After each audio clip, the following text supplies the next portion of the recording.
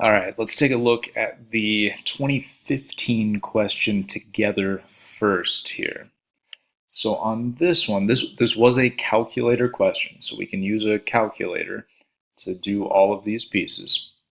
So we're given a picture and we're given two functions that go along with that picture. So we're told that f is 1 plus x plus e to the x squared minus 2x, and g of x is x to the fourth minus 6.5x squared plus 6x plus 2. R and S are these two regions.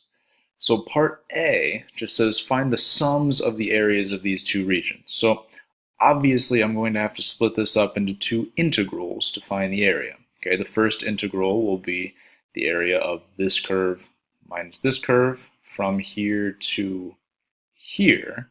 Okay, so I don't know this point, right? So I know I'm going to have to solve for that point for my bounds of my integrals. Now just by looking at this, I'm not 100% sure which curve is which, okay? But we have a calculator. We can easily check that out, right? So I already have both of these inputted in here. So if we're not sure which one's which, I can just turn one of them off. Okay, so right now we're graphing the x to the fourth one. So this is my x to the fourth graph. So in my first integral, the x to the fourth graph, okay, the quartic graph will be on top.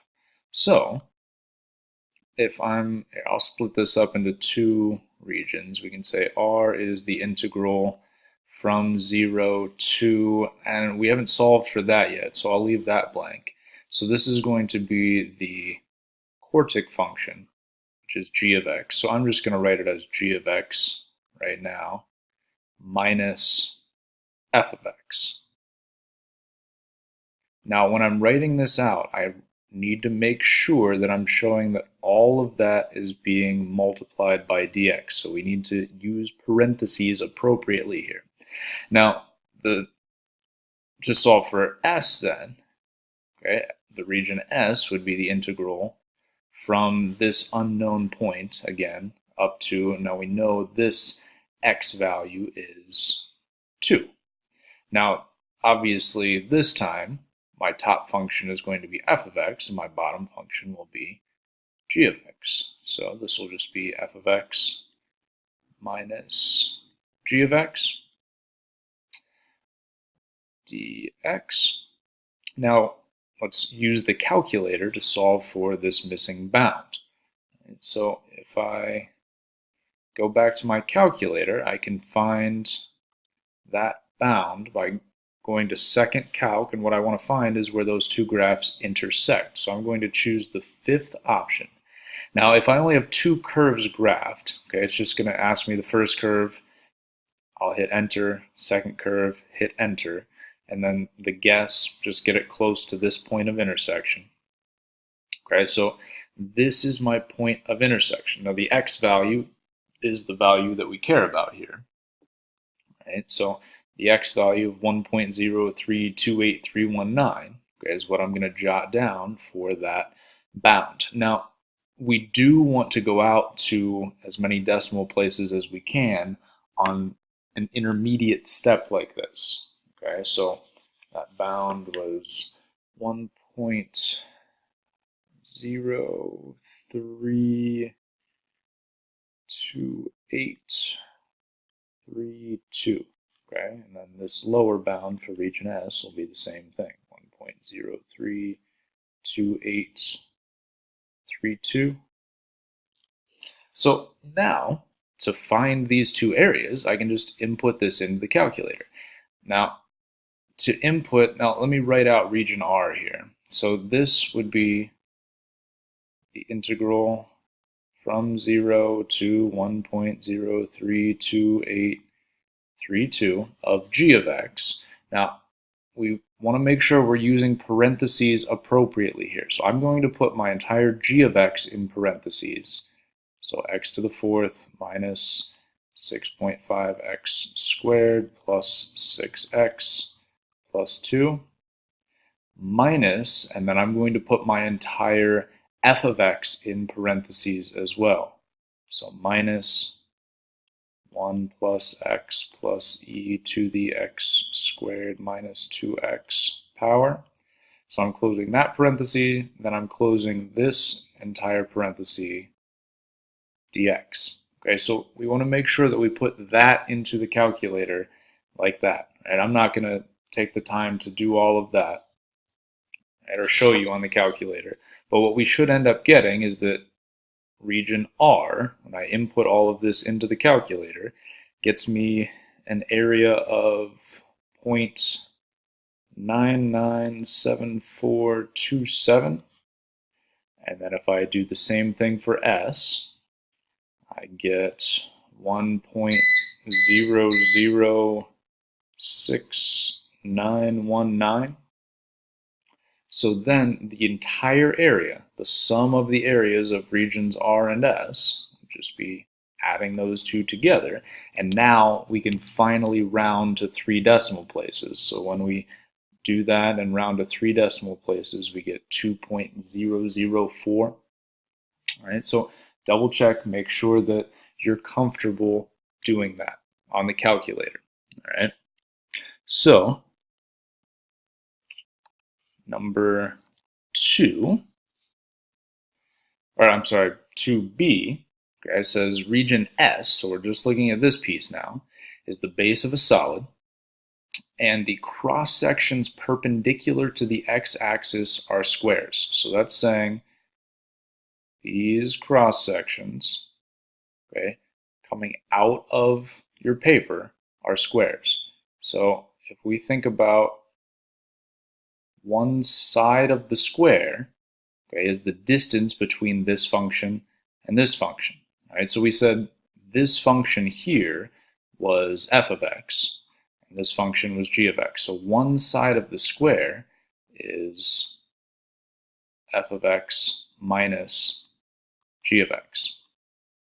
So the area of this square, my a of x, will be that side, f of x minus g of x, squared.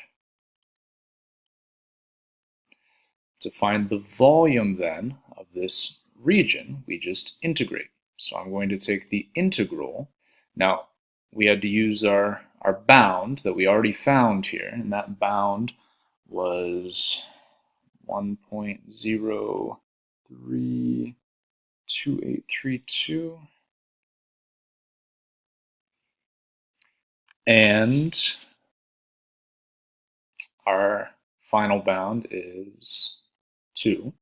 And I'm just integrating this area function. So f of x minus g of x squared dx. Okay, so again, remember when you're inputting this in the calculator, use the appropriate parentheses. So you would want to put parentheses around your entire f of x function, parentheses around the entire g of x function, and parentheses around the whole thing, and then square it.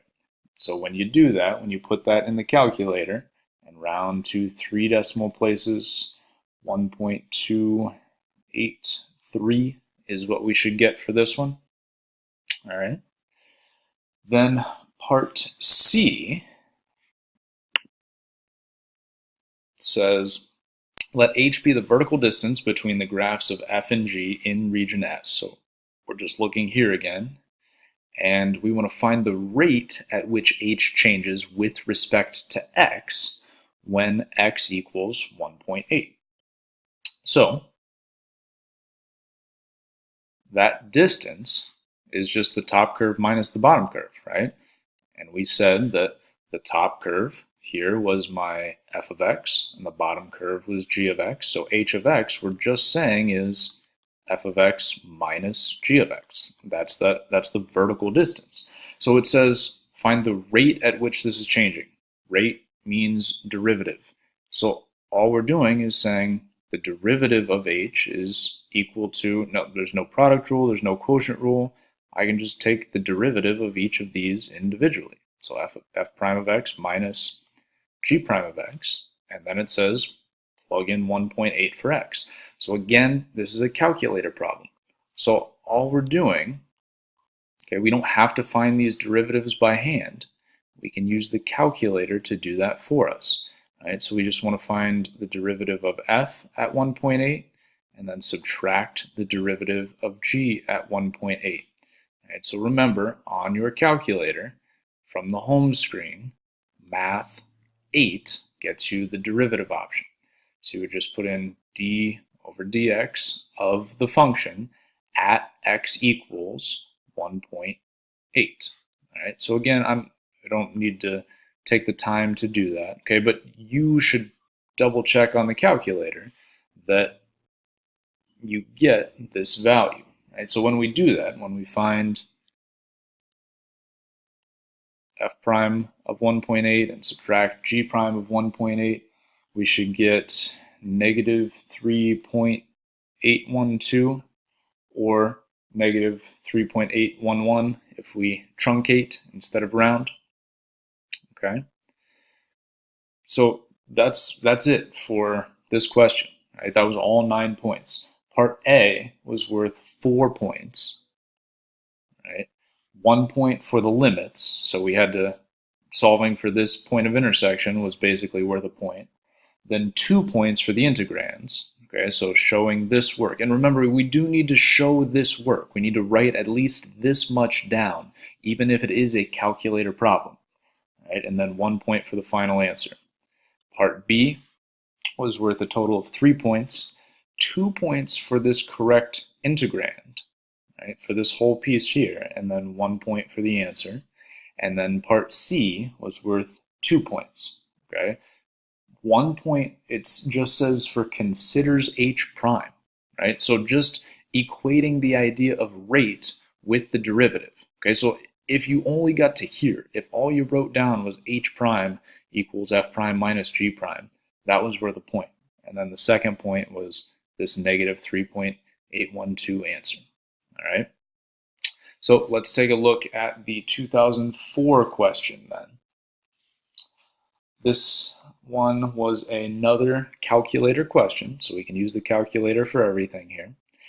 So we're given a function f of x, so obviously this is my f of x, and then this is the line y equals 4.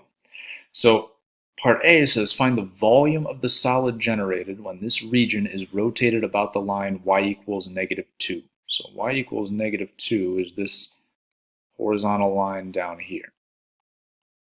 Well, here we need to think about a big R and a little r. So the distance from this line of revolution to this curve would be my little r, and the distance from the line of revolution to the furthest curve would be my big R.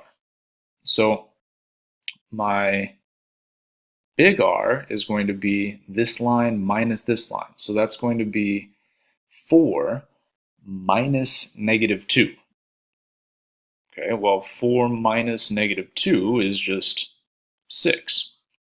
Then my little r is this distance. So again, we're just thinking about top curve minus bottom curve. So that's going to be x to the 4th minus 2.3x cubed plus 4 minus negative 2, right? So x to the 4th minus 2.3x cubed plus 4, that minus negative 2. So this would be the same as plus 2, right? So this would really just be x to the 4th minus 2.3x cubed plus 6, right? So this is my big R, this is my little r. So setting up my pi times big R squared minus pi times little r squared, okay? Area of the big circle minus area of the little circle. We will have pi times 6 squared minus pi times x to the 4th minus 2.3x cubed plus 6 squared. So then to find the volume, we integrate this area function, right? So I'll write the integral over here. Now, we also haven't figured out what our bounds are. Okay, we have not figured out what our bounds are. We need to figure that out as well, but I'm going to write out the first part here, what we have figured out. So I can pull a pi out front. So what I would end up with is just, and I mean, we can go ahead and do this arithmetic, but you don't have to, right? You can just leave it as 6 squared. I'm going to go ahead and write it out as just 36 minus, and then I'm going to put this whole thing in parentheses, x to the fourth minus 2.3x cubed plus 6 squared, and close the parenthesis again, times dx. Right, so this is pi times big R squared minus pi times little r squared. Now we still need our bounds. Okay, so again, we can go to the calculator, plug each of these two equations in, right? X to the fourth minus 2.3x cubed plus 4, and then in a separate line, y equals 4, and see where they intersect. Well, we'll find that the first point of intersection over here is at 0. And then the second point of intersection, I'm not going to do this on the calculator again, okay, but it ends up being 2.3. All right, so if you need help doing this on the calculator, please let me know, or please ask somebody else in class here today. So this is what I want to put into the calculator. So again, just math 9 from the home screen, enter all of this in. And also, remember, it does not matter where you put the pi, on the outside of the integral or on the inside. I could put it right here on the inside as well. You should get the same answer. And when we do that, we should get 98.868 for the volume. Now, this part A was worth 4 points. Okay, 2 points for the integrand. Right, so 2 points for getting this part correct. 1 point for the limits, so solving for these 2 points of intersection, that was worth a point. And then the final answer was worth the 4th point. All right. Let's take a look at part B. So here, this says region R is the base of a solid. For this solid, each cross-section perpendicular to the x-axis is an isosceles right triangle with a leg in R. Okay, so let's sketch this out. So we've got an isosceles right triangle, and this distance between these two curves is the length of one of the legs. So we know that that's just 4 minus f of x. Okay, so I'm just going to write it like that for now. Well, the area of a triangle we know is 1/2 base times height, but if this is isosceles, these two sides are the same. Right, so this will also be 4 minus f of x. So my area function, the area of this isosceles triangle, will be 1/2 times the base times the height. So I'm just going to write that as 4 minus f of x squared. So now, to find the volume that this figure creates, we take the integral of our area function. And we already found our bounds, right? The bounds are still 0 and 2.3. So my integral is going to look like this. Okay, the integral from 0 to 2.3 of, and we can leave that 1/2 on the inside or the outside. It does not matter since that's being multiplied. 4 minus, and I'll go ahead and write out my f of x now. So f of x is x to the fourth minus 2.3x cubed plus 4 squared dx. Okay, so notice where the squared is. Okay, we had to close this entire set of parentheses here and put the squared on the outside because this 4 minus f of x is what's being squared. All right, now put this into the calculator, so just math 9 from the home screen, and we should get 3.574. Okay, so again, if you need help putting that into the calculator, please ask somebody in class today or send me a message. I'll be more than happy to show you. I can make a quick video to show you how to do that. All right. So let's take a look at our final part. Well, I guess before we go on, this part was worth 3 points. Part B was 3 points. 2 points for setting this up correctly, and then 1 point for the answer. All right. So now part C, this part's a little tricky to think about, a little bit different. So it says we've got some vertical line, x equals k, that divides this into two regions with equal areas. So we've got some line coming through here somewhere. All right, so k is going through here somewhere such that these two pieces within R have equal area. Write, but do not solve. It's always nice when we see that, right?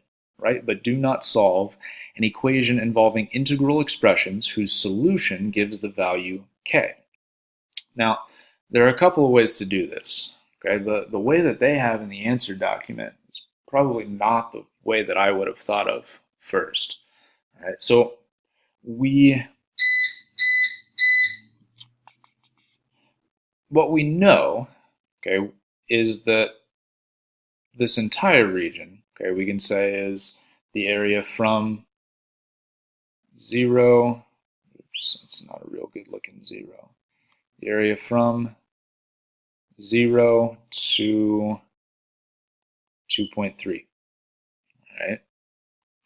So we want to split this up into two separate integrals. What we want to do is say, well, I want the area from 0 to k to equal the area from k to 2.3. So what we're just going to do is say, well, we want the integral from 0 to k. Okay, k, we're going to make one of our bounds of top curve minus bottom curve. So that's just 4 minus f of x.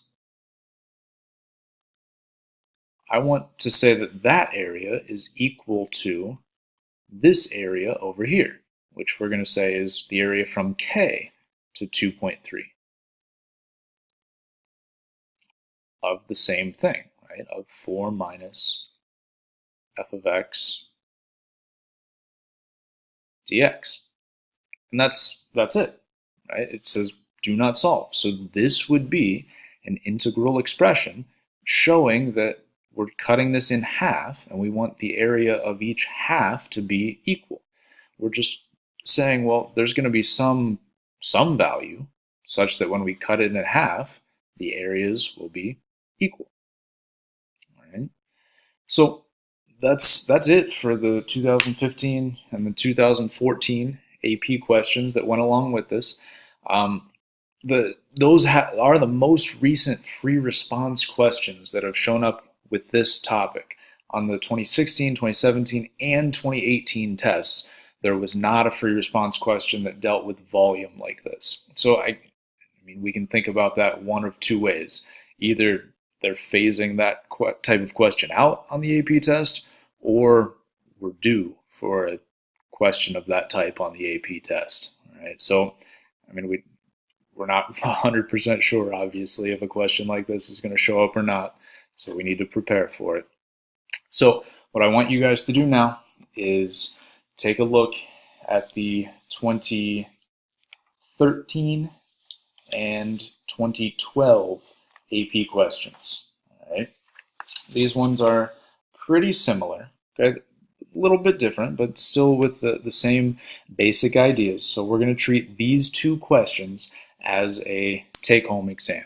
All right. So you can use this lecture, you can rewatch it as many times as you want, you can use your notes, you can send me as many questions as you want. Please do that. Please send me questions. I love to answer questions. But I do not want you to discuss these with each other or to look up answers online. Okay? But I do want you to use your notes and to send me questions. All right? So use the rest of class time to work on them, and we'll say they're due on Monday then. When we get back, I will collect them and grade them for accuracy. All right? Good luck.